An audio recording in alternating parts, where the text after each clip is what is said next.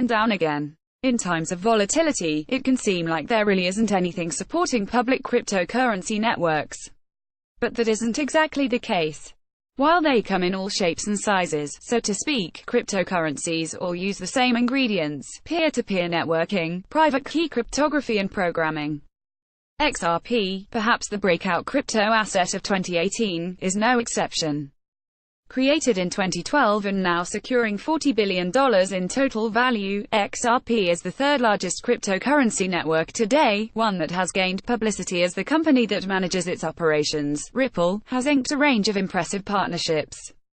One point of criticism that has emerged, though, is that most of the announcements don't have much to do with XRP, but Ripple's other financial products. At least some users have been unaware of the distinction, though CoinDesk has a guide for that. But even those considering the market, or who may be watching from afar, can benefit from understanding more about Ripple's technology and how it differs from yet another market segment, public cryptocurrencies like Bitcoin and Ethereum. While all three do trade on public exchanges, XRP, as you'll see, doesn't exactly function like the other assets you'll find on CoinMarketCap. Ledger and consensus algorithm. To start, XRP is a cryptocurrency that rides on the XRP ledger. You can think of XRP as similar to US dollars, an XRP ledger like the Federal Reserve's official database of bills, coins, and notes. The part that governs how XRP moves over the XRP ledger is called the XRP Ledger Consensus Protocol, or XRP-LCP. Like any distributed consensus protocol, a set of computers run XRP-LCP in an effort to determine which transactions that have been sent over the network are valid and, as such, agree on the history of the ledger. In this, the algorithm faces a similar challenge to Bitcoin, Ethereum and other more decentralized cryptocurrencies, the double spend problem, whereby a user might try to send the same cryptocurrency transaction twice in an effort to game the system. Whereas Bitcoin and Ethereum solve the problem with a consensus algorithm called proof of work, in which miners use specialized hardware to solve complex mathematical puzzles to verify transactions and earn rewards, XRP uses something different. Its construction hinges on a trust-based alternative to this, in which a handful of nodes are elected to make the ultimate decisions about the ledger's history. This group of nodes is called the Unique Node List, UNL, and currently, Ripple oversees which nodes get added to the list. Following the guidance of the UNL, nodes broadcast a vote on which transaction history is correct, and the consistent majority will be chosen to advance the ledger. According to a recent white paper, 90% agreement across nodes is required to ensure the safety of the network. Because the network does not rely on computationally intensive proof of work and a whole network of computers competing to verify transactions, XRP-LCP can cope with a much higher throughput of transactions settled in around 4 seconds. Still, even these details are under experimentation as the company seeks to improve the tech.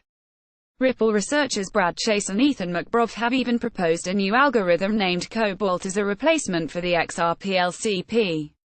Instead of relying on 90% node agreement, Cobalt can function with a mere 60% nodes and validation network. While the efficiency of Ripple's system is a plus for many, others are turned off by its centralization of nodes. Although users can individually define their own UNL, Ripple recommends its UNL based on its consistently honest performance over time. As such, because other nodes might fall out of agreement with Ripple's UNL, which defines the transaction history, failure to follow the recommended UNL may result in a botched payment. There are currently 70 validator nodes and 5 recommended validator nodes, with all the latter being maintained by Ripple.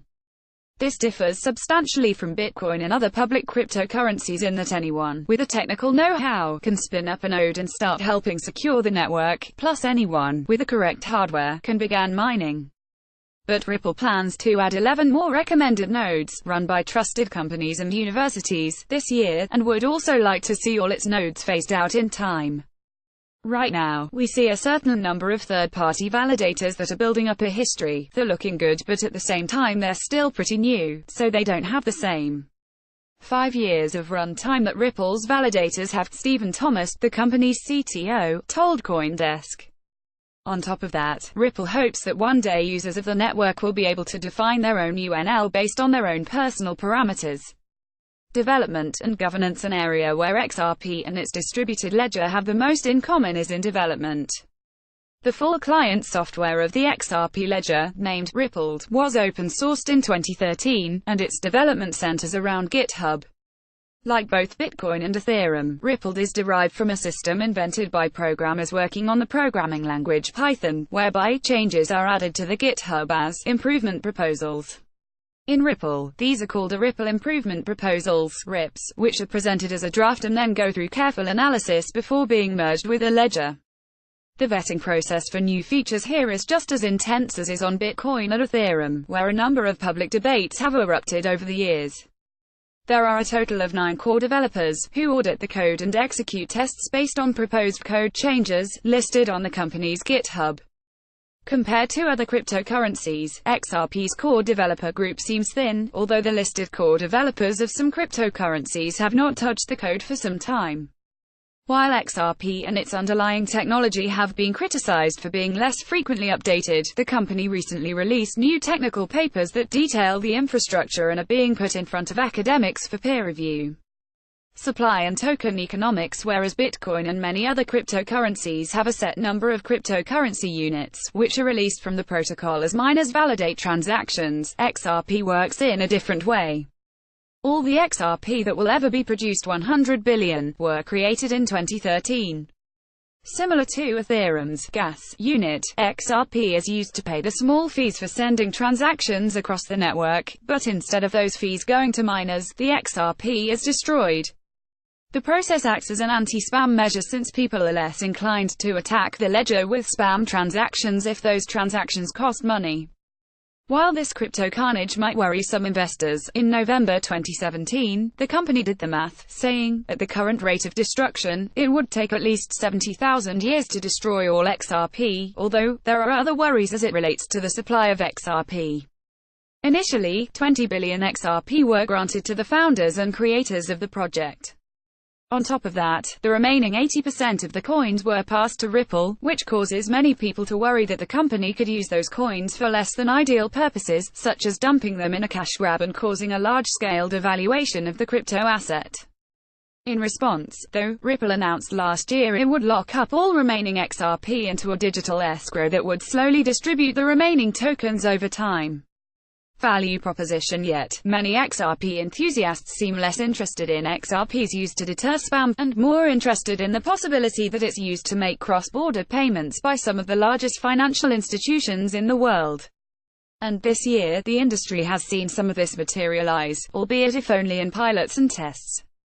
So far, Ripple has announced partnerships with MoneyGram and a number of other remittance providers, Santander UK and a slew of other international payment and banking providers.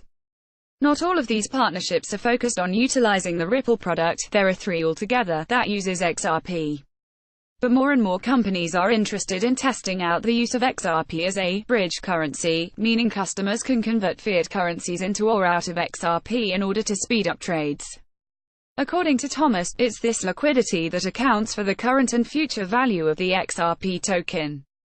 When you look at what drives value is usage, Thomas said, continuing, we think that as a store of value is something that we're, Ripple Inc., very much invested in the outcome of the doctrine of XRP. By virtue of our holding of XRP, we are obviously believers in sort of long-term potential for XRP to rise in value as adoption approves to the token. Ripple Coin image via Shutterstock. The leader in blockchain news. CoinDesk is a media outlet that strives for the highest journalistic standards and abides by a strict set of editorial policies.